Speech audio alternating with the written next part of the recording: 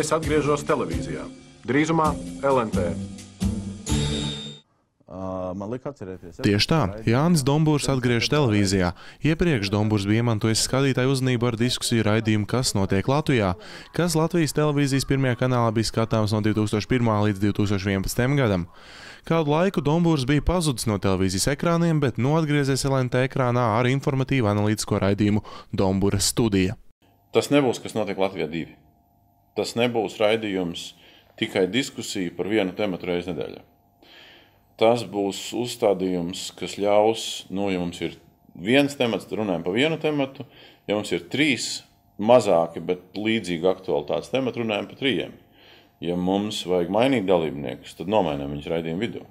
Ja mums vajag taisīt interviju, tad daļu no raidījuma taisam interviju, 1 uz 1. Pats Dombūrs atzīst, ka tik liela interese kā tagad no mēdījiem un sabiedrības nav bijusi sen. Iespējams, Dombūrs televīzijā neatgrieztos, ja pēdējo 2-3 gadu laikā viņam tas nepārtraukti netiktu jautāts.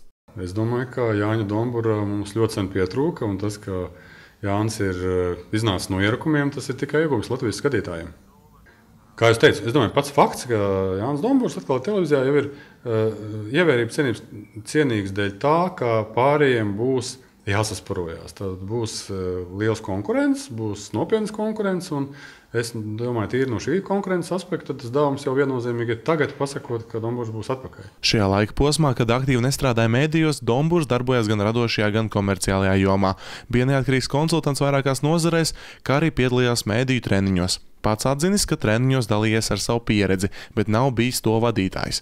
Lai vai kā mētāšanās no vienas ierakuma puses uz otru, Latvijā nav retums, un šādā parādībā saskatāmas ētiskas problēmas, galvenokārt sabiedrības uzticība žurnālistikai. Runa ir par vienu un to pašu, par interešu konfliktu. Un interešu konflikts nekad neveicina uzticēšanos. Ne sabiedriskajām attiecībām, ne žurnalistikai.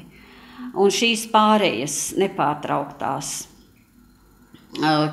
kvantitatīvi, gan arī kvalitatīvi dažādās pārējas, tās neveicina uzticēšanos žurnalistikai.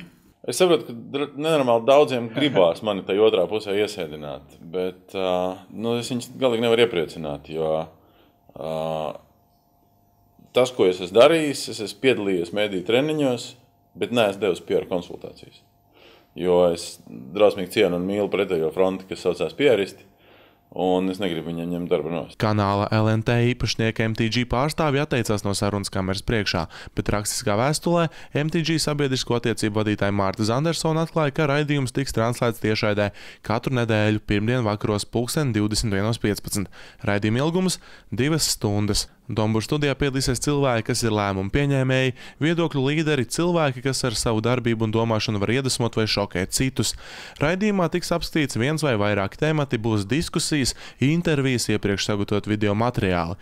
Tik tālu par raidījumu formātu, taču arī nosaukumam ir savs stāsts. Ar to nosaukumu, nosaukums Dombūra studija liekas drausmīgi primitīvs, patiesībā mēs izgājām milzīgam lokam cauri šurpu turpu.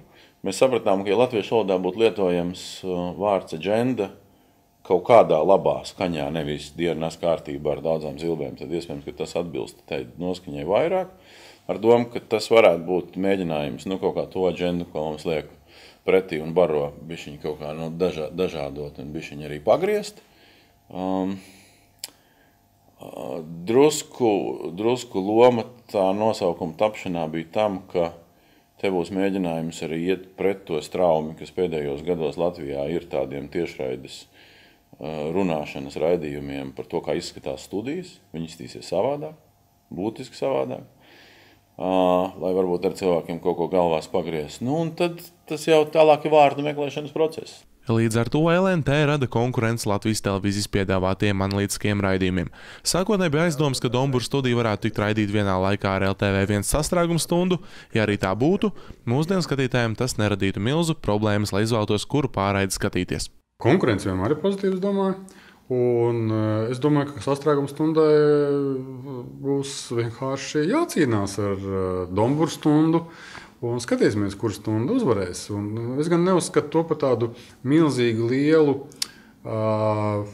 ieguvumu Vai, teiksim, milzīgi liela problēma Latvijas skatītājiem. Nu, skaidrs, ka modernās tehnoloģijas atļauj noskatīties mums visus šos produktus sev tīkamā laikā un vietā. Es domāju, lielākā daļa cilvēku tā arī darīs. Ja, ka, vai nu vienu vai otru skatīsies ierakstā, varbūt abus skatīsies ierakstā. Ja.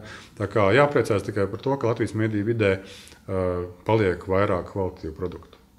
To, kā Jānim Domburam izdosies atgriezties uz lielās skatuves, varēsim spriest pavisam drīz. Es atgriežos televīzijā. Drīzumā LNT.